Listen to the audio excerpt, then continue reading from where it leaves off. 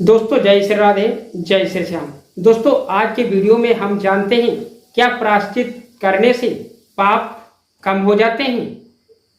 तो आइए वीडियो को शुरू करते हैं और हम जानते हैं क्या सच में प्रायश्चित करने से पाप कट जाते हैं।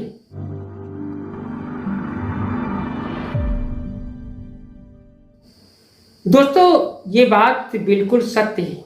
अगर हम अपने पापों का रोज परमात्मा से प्रायश्चित करें और रोज उससे प्रार्थना करें तो हमारे पाप कट जाएंगे।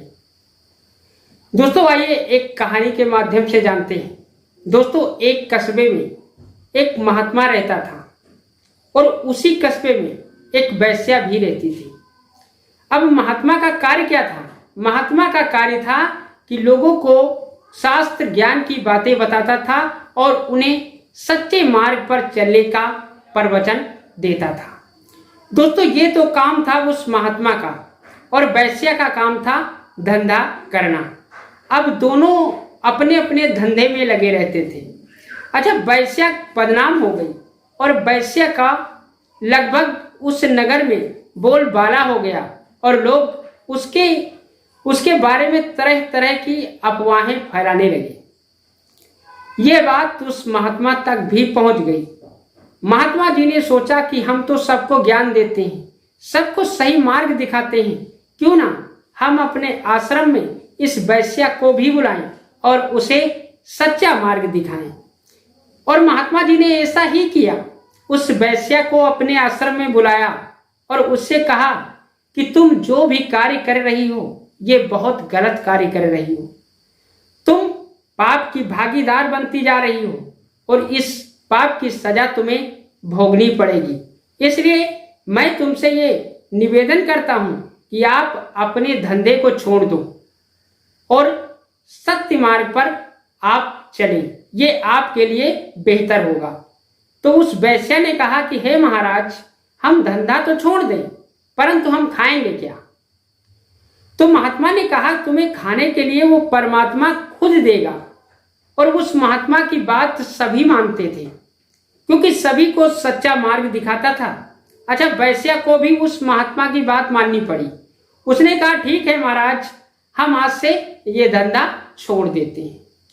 दोस्तों वैश्या ने जो भी अपने धंधे से पूंजी जमा की थी, धीरे धीरे वो सारी पूंजी उसकी समाप्त हो गई। उसका धंधा बंद हो गया और वो जमा पूंजी को खाती रही। जमा पूंजी जब समाप्त हो गई तो उसके पास खाने के लिए कुछ भी नहीं बचा और कोई रास्ता भी नहीं था क्योंकि वो वैश्या थी, उसे कोई कुछ देता ही नहीं था।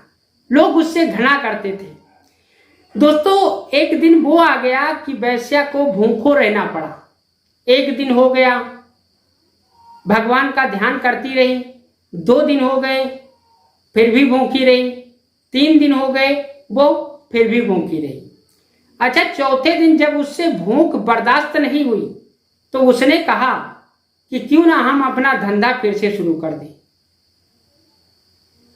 दोस्तों उस वैश्या ने अपने धंधे को फिर से शुरू कर दिया।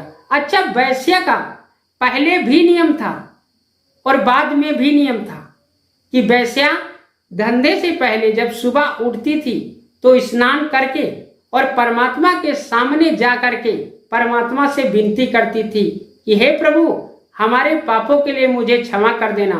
मैं घोर पाप कर रही हूँ, इन पापों के लिए मुझे क्षमा करना, परंतु अपने पेट को, अपनी जीविका को चलाने के लिए ये पाप करना पड़ता है। ये वैश्या का प्रतिदिन का नियम था कि परमात्मा से अपनी भूल चूक की और अपने पापों की क्षमा याचना जरूर करती थी। अच्छा, जब वो भूख बर्दाश्त नहीं कर पाई तो वो जब फिर से धंधा शुरू किया तो उसका नियम वही रहा। सुबह उठती और प्रभु के सामने जाती और अपने पापों का प्रायश्चित करती, उसके बाद अपने धंधे पर बैठ जाती। दोस्तों अब उसके पेट पालन की व्यवस्था तो हो गई। धीरे धीरे वो समय भी आ गया कि महात्मा जी का देहांत हो गया और उधर महात्मा जी का देहांत हुआ और इधर उस वैश्या का भी देहांत हो गया। दोनों एक साथ मरे। वो महात्मा और वो वैश्या दोनों एक साथ मर गए। अच्छा, दोनों को यमराज पकड़कर धर्मराज के दरबार में ले गए तो वहां पर धर्मराज ने उनके कर्मों का लेखा जोखा देखा। लेखा जोखा देखने के बाद में धर्मराज ने यह तय किया कि इस वैश्या को स्वर्ग में डाल दो और इस महात्मा को नर्क में डाल दो। वैश्या को दोस्तों स्वर्ग मिला और उस महात्मा को नर्क मिला। अब जब महात्मा को नर्क में डाला गया तो वो महात्मा जोर से चिल्लाए और कहा, हे धर्मराज, आपका न्याय सरासर गलत है, क्योंकि हमने अपने जीवन में सभी को सच्चा मार्ग दिखाया, सभी को शास्त्रों का ज्ञान दिया, परंतु और जो भी व्यक्ति हमको मिला हमने उसको सही राह दिखाई और फिर भी मुझे नर्क। और इस वैश्या ने नीच से नीच काम किया, देह व्यापार किया, गंदे से गंदा काम किया, इसको स्वर्ग क्यों? तो धर्मराज ने कहा कि मेरा नाम धर्मराज है, मेरा न्याय कभी भी गलत नहीं हो सकता है।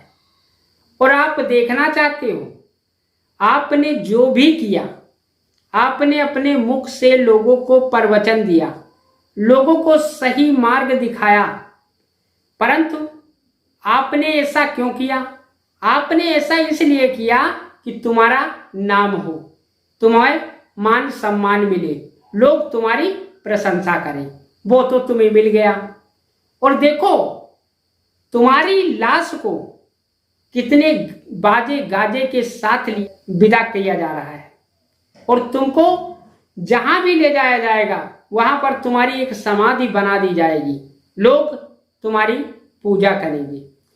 तो तुमने अपने शरीर से, अपने मुख से जो प्रवचन किए थे तो उसका लाभ तुम्हारे शरीर को मिल रहा है, परंतु तुम्हारी आत्मा में परमात्मा का नाम कभी भी दिल से नहीं लिया, मन से नहीं लिया।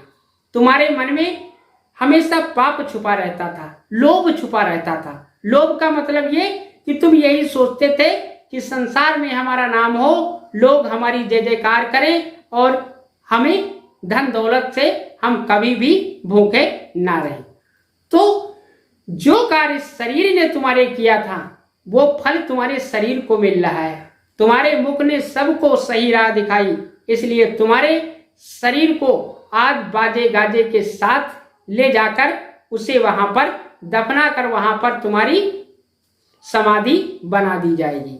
और उधर वैश्या को देखो, धंधा करती थी, व्यापार करती थी, परंतु रोज सुबह उठ करके परमात्मा के सामने जा करके अपने पापों के लिए क्षमा याचना करती थी। उसका मन शुद्ध था, वो 2 मिनट बैठती थी, मगर 2 मिनट में वो सच्चे मन से परमात्मा का ध्यान करती थी। उसका शरीर देह व्यापार किया, उसके शरीर ने नीच से नीच कर्म किया, इसीलिए देखो उसके शरीर को लोग घसीटते हुए ले जा रहे हैं और इसे गंदी नाली में डाल देंगे। वहां इसको कीड़े मकोड़े खाएंगे, पशु पक्षी खाएंगे, इसकी शरीर की दुर्गति हो जाएगी। क्यों? क्योंकि इसके शरीर ने पाप किया था, इसकी आत्मा ने पाप नहीं किया था।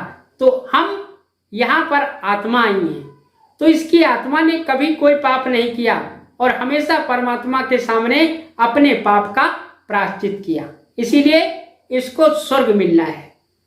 और तुमने अपनी आत्मा से हमेशा छल किया है, तुमने परमात्मा का नाम कभी भी दिल से नहीं लिया है, इसलिए तुम्हें नरक ही मिलेगा। दोस्तों, ये थी आज की कहानी, जिस कहानी में हमने जाना कि प्रायश्चित करने से पाप कट जाते हैं। दोस्तों, जो जैसा करता है वो वैसा ही बढ़ता है। तो ये था आज का वीडियो। अगर वीडियो पसंद आया है तो वीडियो को एक लाइक कर देना, हमारे चैनल को सब्सक्राइब कर लेना, ताकि हमारी आपकी मुलाकात रोजाना यूं ही होती रहे।